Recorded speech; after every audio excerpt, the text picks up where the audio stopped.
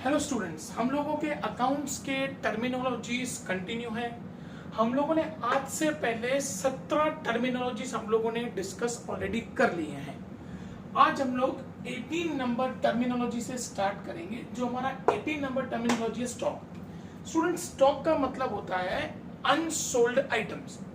आपके पास जो चीजें बिकी नहीं है, जो आपके पास अभी अवेलेबल है, these unsold items are considered as stock. Suppose करो मैंने आज 100 ब्रेड्स ली, उसमें से 70 ब्रेड्स मेरी बिक गई, सेल हो गई, 30 ब्रेड्स मेरे पास पड़ी है, तो that is considered my stock.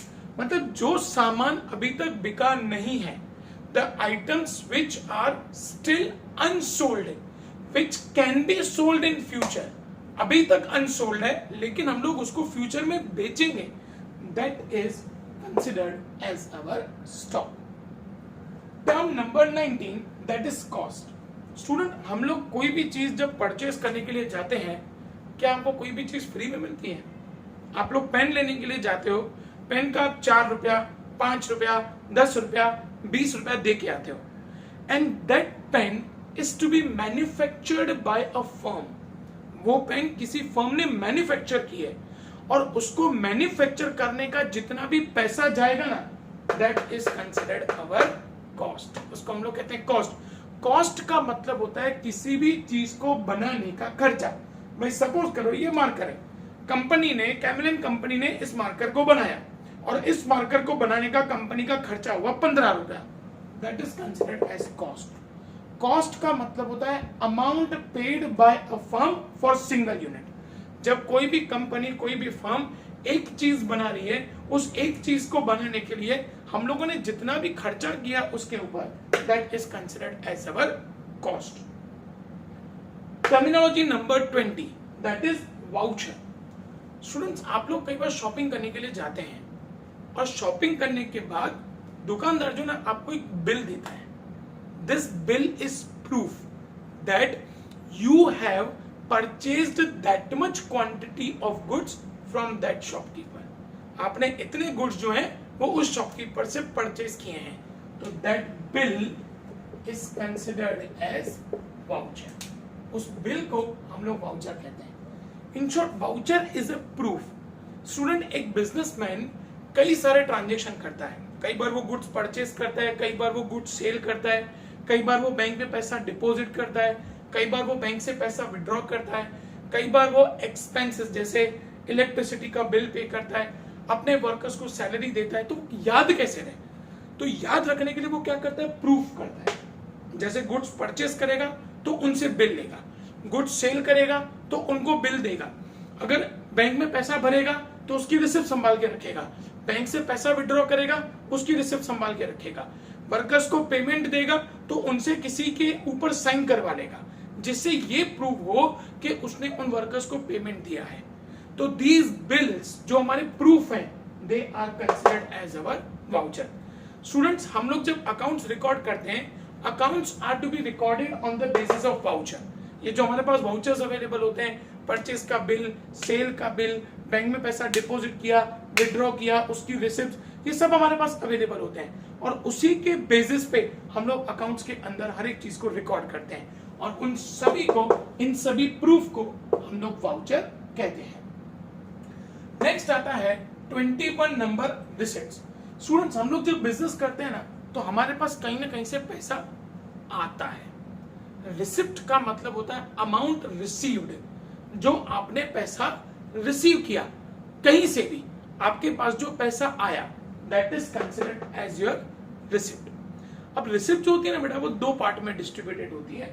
एक कैपिटल रिसिप्ट, जब आपके पास कहीं से लंबे ड्यूरेशन के लिए पैसा आता है, जिसको हम लोग कहते हैं मोर देन 1 ईयर। आपके पास जब 1 साल से ज्यादा के लिए पैसा आया, उसको हम लोग बोलेंगे कैपिटल रिसिप्ट। अब 1 साल से ज्यादा के लिए पैसा कहां से आता है? सपोज करो आपने बैंक से लोन लिया, 2 साल, 3 साल, 5 साल का लोन लिया, ये कैपिटल रिसिप्ट है। आपके पास से लंबे ड्यूरेशन के लिए पैसा आया है।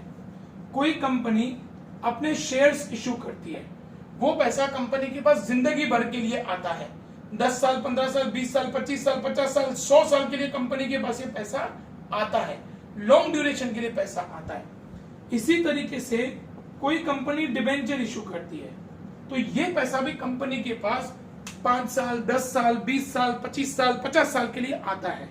तो जब कंपनी के पास या फर्म के पास लंबे ड्यूरेशन के लिए पैसा आता है, एज अ फर्म, सपोज करो मैंने किसी फ्रेंड से पैसा लिया, मैंने किसी फ्रेंड से लोन लिया, मैंने उसको बोला कि मैं 2 साल के बाद वापस करूंगा, तो ये मेरी कैपिटल रिसिप्ट है, क्योंकि मेरे पास ये जो पैसा आया है वो 1 साल से ज्यादा पीरियड के लिए आया है।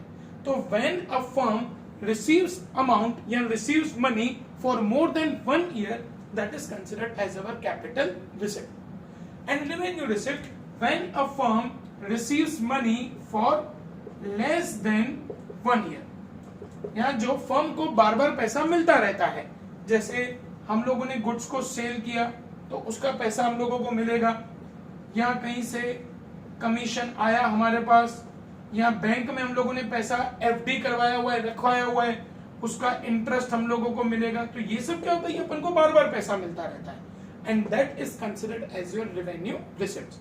सो in short, when you receive amount for a longer period, that is your capital receipts, and when amount is received or receivable throughout the year for on constant basis, that is considered as our revenue receipt. जो अपने पास बार बार पैसा मिले वो हमारा revenue receipt है। जैसे कहीं से कमीशन मिला वो बार बार मिलेगा, आपके पास बैंक में पैसा पड़ा है उसका इंटरेस्ट आपको बार बार मिलेगा, आप गुड सेल करोगे उसका पैसा आपको बार बार मिलेगा, जितनी बार गुड सेल करोगे उतनी बार आपको पैसा मिलेगा, वो आपका रेवेन्यू रिसिप्ट है।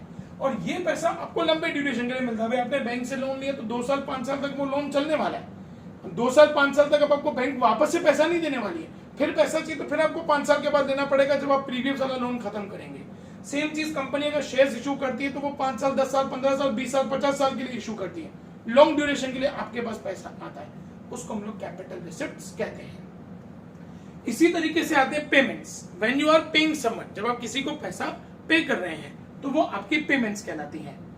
सी, रिसिप्ट्स का मतलब होता है पैसा आना, जिसको हम लोग इनफ्लो भी कह सकते हैं, और पेमेंट का मतलब होता है पैसा जाना, जिसको हम लोग आउटफ्लो भी कह सकते हैं। आउटफ्लो का मतलब हमारे वहां से पैसा गया।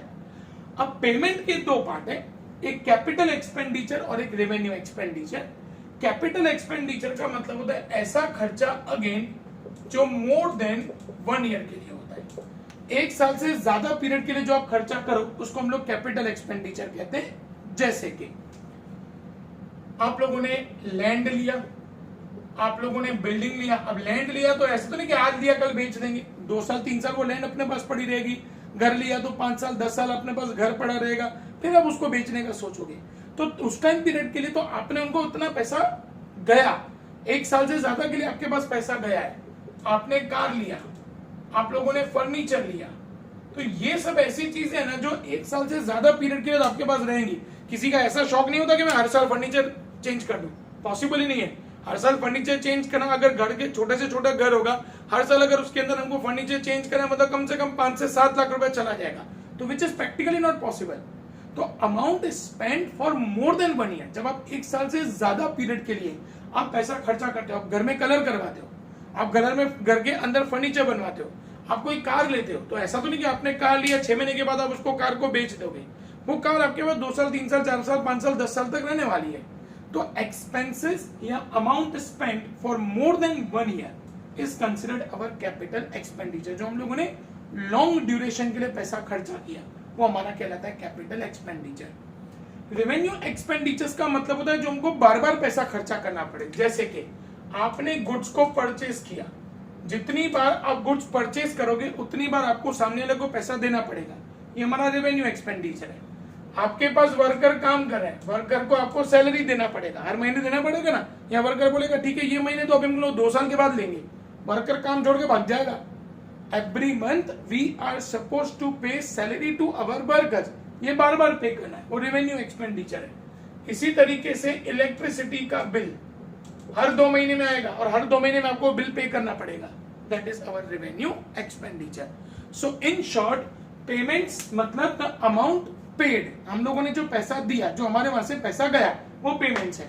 Now payments have two parts, capital expenditure which are for longer duration, जब लंबी ड्यूरेशन के लिए हम लोगों ने पैसा दिया वो हमारा कैपिटल एक्सपेंडिचर है, और जब हम लोग बार बार पैसा पे कर रहे हैं एक साल के अंदर कई बार हम लोगों को जब पैसा पे करना पड़े वो हमारा रेवेन्यू एक्सपेंडिचर कहलाता है। स्टूडेंट्स, रेवेन्यू एक्सपेंडिचर को हम लोग एक्सपेंस भी कह सकते हैं। एक्सपेंस का मतलब होता है कि जब आप किसी से कोई सर्विस ले रहे हो और उस सर्विस के बदले में आप उनको पैसा दे रहे हो, वो हमारा एक्सपेंस कहलाता है। जैसे आपने वर्कर को जॉब पे रखा है, आप उससे सर्विस ले रहे हो ना, आप उससे काम करवा रहे हो और उस काम के बदले में आप उसको क्या पे कर रहे हो, सैलरी। ये बार बार पे करना पड़ेगा। आपका फर्म चलता है, आपके वहां पे इलेक्ट्रिसिटी की फैसिलिटी, इलेक्ट्रिसिटी की सर्विस आपको टोरेंट पावर ने पे की हुई है और आप उनको इलेक्ट्रिसिटी का बिल पे करते हैं, वो आपके लिए एक्सपेंस है। इसी तरीके से आपने एडवर्टाइजमेंट करवाया, अपनी मार्केटिंग करवाई और उस मार्केटिंग का आपने पैसा खर्चा किया, तो उस मार्केटिंग का पैसा खर्चा करने के लिए आपने पैसा दिया, वो हमारा एडवर्टाइजमेंट एक्सपेंस है। तो एक्सपेंस का मतलब होता है कि जब भी हम लोग किसी की सर्विस ले रहे हैं और उस सर्विस के बदले में जब हम लोग उनको पैसा दे रहे हैं, अगर आपने वर्कर को निकाल दिया फिर तो आपको सैलरी देने की जरूरत ही नहीं ना, क्योंकि आप उसकी सर्विस नहीं ले रहे हो। आपने अपने आप इलेक्ट्रिसिटी कट करवा दिया, आप उनकी सर्विस नहीं ले रहे हो, आपको पैसा देने की जरूरत नहीं है। आप एडवर्टाइजमेंट करवा रहे हो तो आपको उनका एडवर्टाइजमेंट का पैसा देने की जरूरत है। It means whenever you are getting their services, जब आप उनकी सर्विस ले रहे हो, then you are supposed to pay them and that is considered as our expenses. Next is revenue. revenue को हम लोग इनकम भी कहते हैं। रेवेन्यू का दूसरा नाम इनकम है। जैसे आपने यहाँ पे लोगों से सर्विस ली और उनको पैसा दिया, इसी तरीके से आप भी तो किसी की सर्विस करोगे ना, और उस सर्विस के सामने आपको पैसा मिलेगा, दैट इज योर रेवेन्यू। इसका मतलब कि जब आप किसी से सर्विस लेके पैसा देते हो वो आपका एक्सपेंस है, लेकिन किसी को सर्विस देके उनसे पैसा आता है आपके पास, वो आपका रेवेन्यू है। जैसे कि आपने किसी का काम किया और आपको कमीशन मिला, कमीशन रिसीव्ड, कमीशन मिला, आपके पास पैसा आया, वो आपका रेवेन्यू है, वो आपका इनकम है। इसी तरीके से इंटरेस्ट रिसीव्ड, आपने किसी फ्रेंड को पैसा दिया, लोन दिया और उससे आपने इंटरेस्ट लिया, या आपने बैंक में पैसा रखा एफडी में और उसका इंटरेस्ट आपको मिला, वो आपका रेवेन्यू या वो आपका इनकम कहलाएगा। इसी तरीके से सपोज करो आपने बैंक से लोन लिया है और आप बैंक को इंटरेस्ट पे कर रहे हो, तो जब आप इंटरेस्ट पे कर रहे हो वो आपका एक्सपेंस है, और जब आप इंटरेस्ट रिसीव कर रहे हो वो आपकी रेवेन्यू या इनकम है। तो इसी तरीके से बेटा जब हम लोग जब बिजनेस करते हैं तो बिजनेस में कई सारी सर्विसेज लेते हैं, उसका पैसा हमको देना पड़ता है जो हमारा एक्सपेंस है, और कई बार हम लोग सर्विसेज लोगों को प्रोवाइड करते हैं जिसका पैसा अपन को मिलता है जो हमारी इनकम कहलाती है। एक बार हम लोग सभी टर्म्स को रिवाइज कर लेंगे बेटा। सबसे पहले स्टॉक, चीजें बिकने के बाद जो हमारे पास पड़ी है वो हमारा स्टॉक कहलाता है जो फ्यूचर में बिकेगा। कॉस्ट, किसी भी चीज को बनाने का खर्चा, वो हमारा कॉस्ट कहलाता है। वाउचर का मतलब होता है प्रूफ, हमने परचेज किया, सेल किया, बैंक में पैसा भरा, बैंक से पैसा निकाला, उसके लिए जो प्रूफ हमारे पास अवेलेबल होते हैं, जो बिल्स हमारे पास अवेलेबल होते हैं, उसको हम लोग वाउचर कहते हैं। रिसिप्ट मतलब जो हमारे पास पैसा आ रहा है वो हमारी रिसिप्ट कहलाता है। रिसिप्ट के दो पार्ट हैं, कैपिटल रिसिप्ट जो हमारे पास लॉन्ग ड्यूरेशन के लिए पैसा आता है वो हमारा कैपिटल रिसिप्ट है, जहां पे हमारे पास बार बार पैसा आता रहता है वो हमारी रेवेन्यू रिसिप्ट है। पेमेंट, जब हमने किसी को पैसा दिया वो हमारा पेमेंट कहलाता है, उसके दो पार्ट हैं। कैपिटल एक्सपेंडिचर जो हम लोग लॉन्ग ड्यूरेशन के लिए पैसा देते हैं, जैसे land, building, motor car, furniture, लंबे ड्यूरेशन के लिए हम लोग परचेस करके उनको पैसा देते हैं, ये हमारा कैपिटल एक्सपेंडिचर है। रेवेन्यू एक्सपेंडिचर जो हम लोग बार बार पे करते रहते हैं, परचेस किया तो पेमेंट करना पड़ेगा, सैलरी पे करना पड़ेगा, इलेक्ट्रिसिटी का एक्सपेंस जो बार बार अपन को पे करना है वो हमारा रेवेन्यू एक्सपेंडिचर है। रेवेन्यू एक्सपेंडिचर्स को हम लोग एक्सपेंस भी कह सकते हैं। एक्सपेंस मतलब जब हम लोगों ने किसी की सर्विस ली तो उसके सामने हम लोग उनको पैसा दे रहे हैं, वो हमारे एक्सपेंसेस कहलाते हैं। और रेवेन्यू का मतलब होता है हमने जब किसी को सर्विस दिया और उससे पैसा लिया, वो हमारी रेवेन्यू या इनकम कहलाता है। आज 28 टर्म्स तक हम लोगों ने कंप्लीट किया। नेक्स्ट वीडियो में हम लोग इन टर्म्स को कंटिन्यू करेंगे। थैंक यू बेटा।